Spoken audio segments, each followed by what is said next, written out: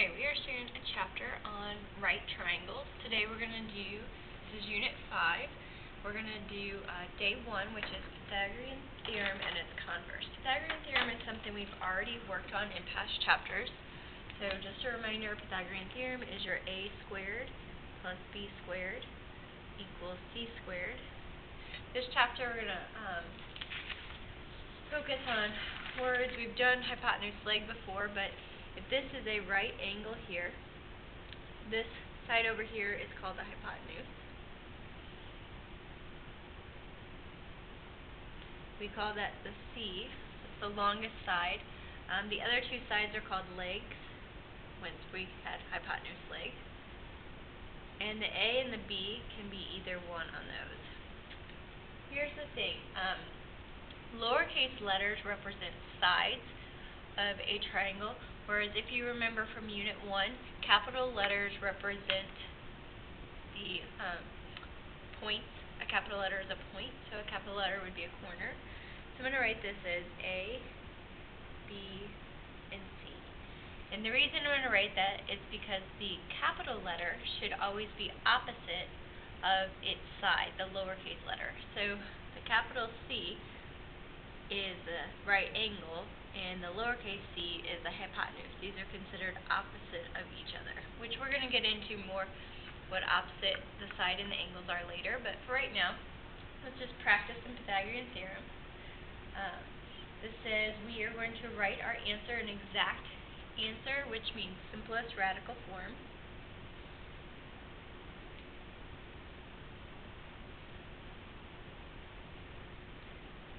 Remember, we did that like the tree things. You're going to break it down. So use Pythagorean Theorem to solve. Identify, in this case, this diagonal would be your hypotenuse. That's your C. So either side could be your A and your B. We're going to do x squared plus 12 squared equals 15 squared. When you're solving something, you want to square the things first. Do the exponents. 225. Then subtract the 144 to the other side. So you get x squared equals 81. And then you remember at this point the opposite to get rid of something squared is 2 square roots. So we're going to take the square root of 81. And the square root of 81 is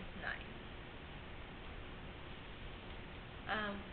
Technically, the square root of 81 could be positive or negative 9, but we won't have any negative lengths when we're talking about size or length of something. So we're going to just write the positive answer. Alright, sometimes they give you in word problem form.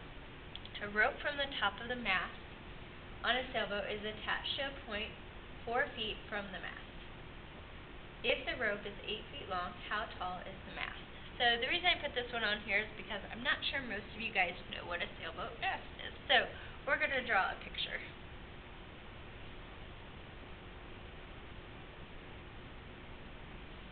Okay, this part here is called the mast. It's the pole.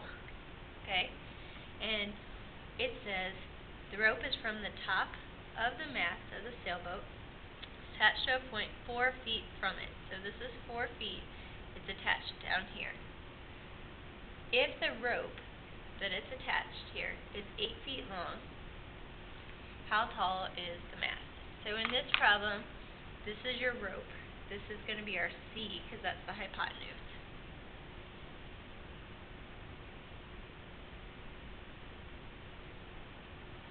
So the 4 and the X, you can switch those up wherever you want to put them, or you can use A or B if you prefer.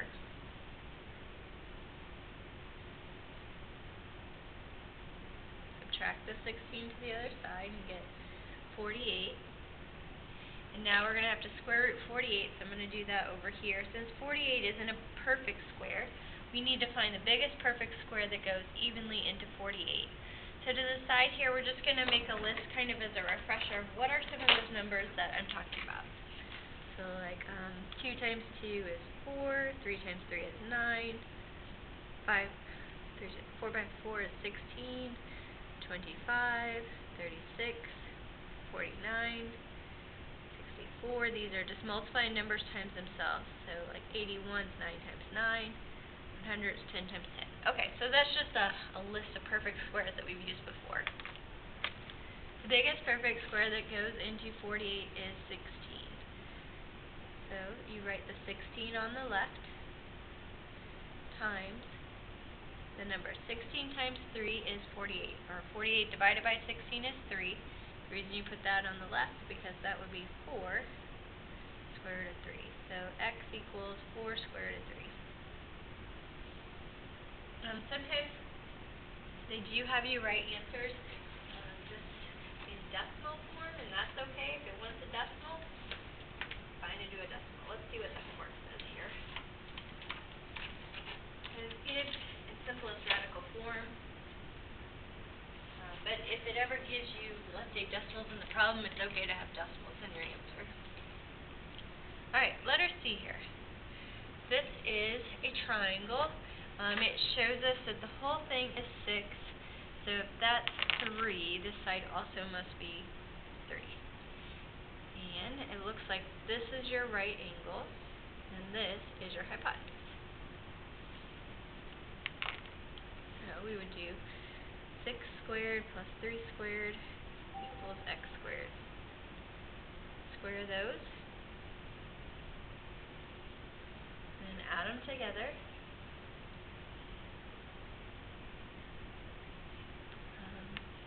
That one in black instead of red, but that's okay. We're going to do square root of 45.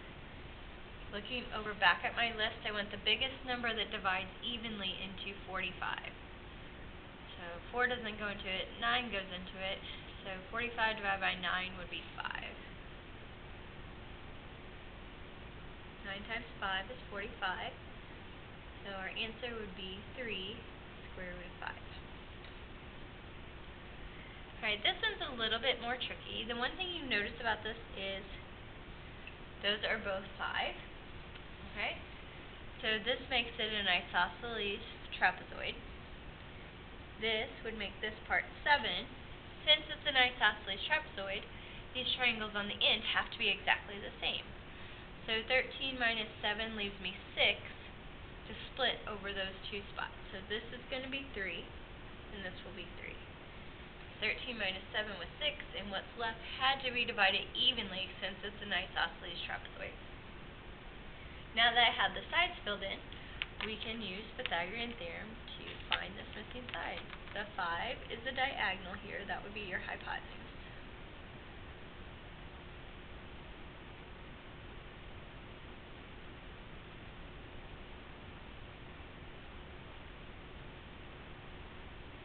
Okay, set it up.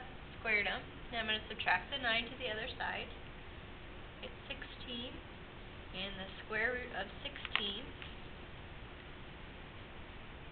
When you square root 16, that's just the answer is 4. You don't have to simplify it or anything.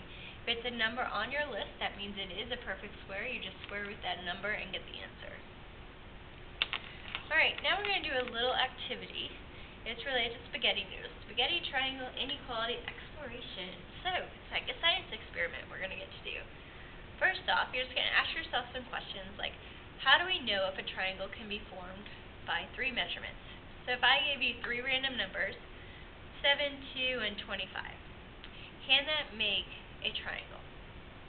Well, I don't know. We don't know anything about 7, 2, and 25. So that's something we're going to learn today. If I give you 3 numbers, can it make a triangle? What's the relationship between angles and sides of triangles? So they're not exactly the same, like this is 90 degrees and that's a 5. But is there a relationship related between the sides and angles on triangles?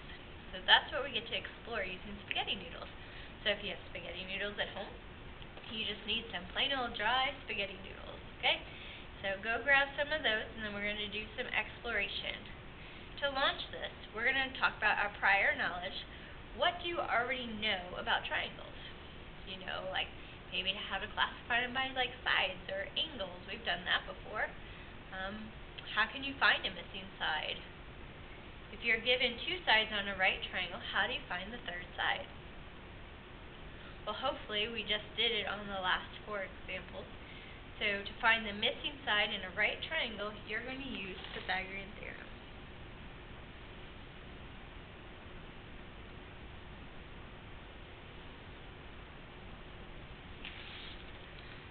to go ahead and show the next page just so I can kind of explain what you're going to do as you read through these next things. Supplies needed. 3 to 4 of these great uncooked spaghetti noodles we have here. Okay. Create 5 different lengths given this. So you might need a ruler. Your best idea is, if you have a ruler at home, we're going to measure this at 1 inch. I'm going to put a little mark at 1 inch here. And then I'm going to take my fingers on that spot and I'm just going to snap it right there. So that's 1 inch. Okay? Then I need a 2 inch. And again, put a little mark, pinch right where you put the line. Here's my 2 inch. I need a 5 inch.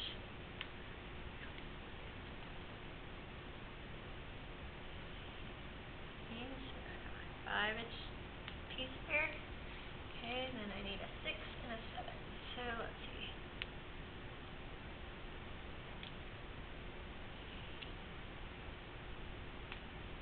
6. And last one has to be 7.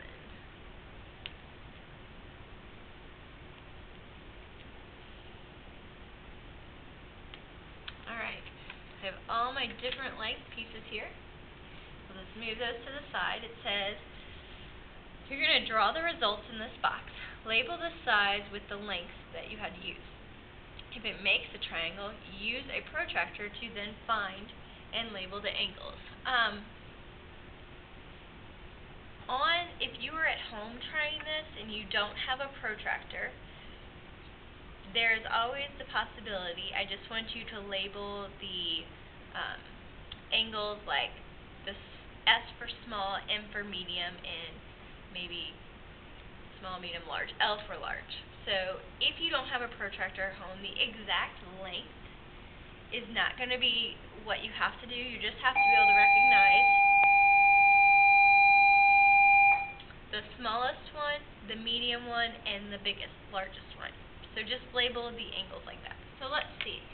Ken takes a 1 inch, a 2 inch, and a 5 inch and make these 3 things into a triangle.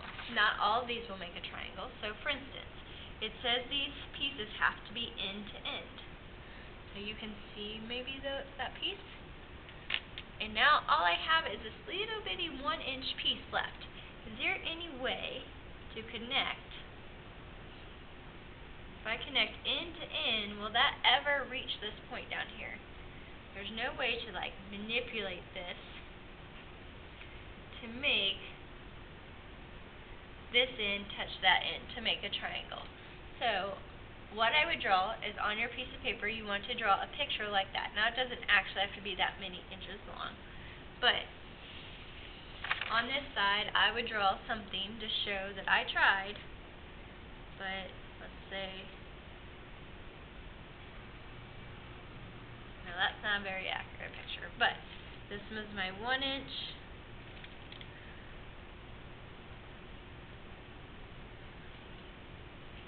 This was my 2 inch and this is my 5 inch. And there was no way for my 1 inch, my 2 inch, and my 5 inch ever to make a triangle. Using 1, 2, and 5, try to create a triangle. The noodles have to be end to end.